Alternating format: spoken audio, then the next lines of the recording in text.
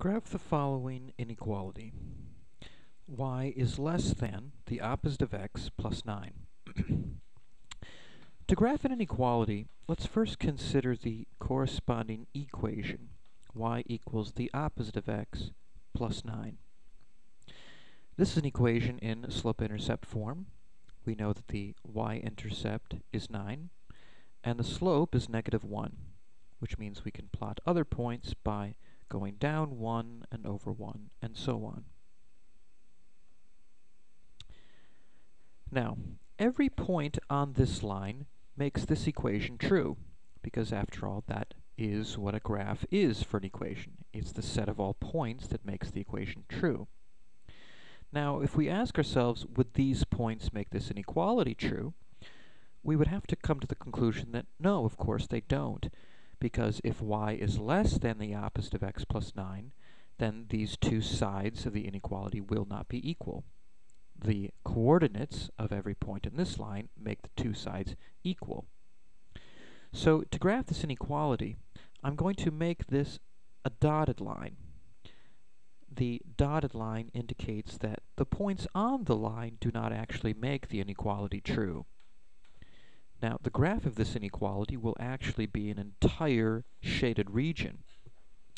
And the boundary of this region is this line. So we call this line the boundary line. And we need to figure out, is the shaded region that makes this inequality true the region underneath the line or this region up above it?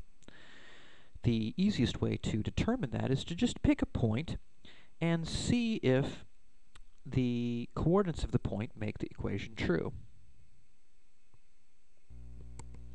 Now, often the easiest point to check is the origin. The coordinates of the origin are 0, 0. The reason it's usually easiest to check is because arithmetic with 0 is usually easy. So if you plug in 0 for the x and 0 for the y, we have to determine if this inequality is a true statement or not.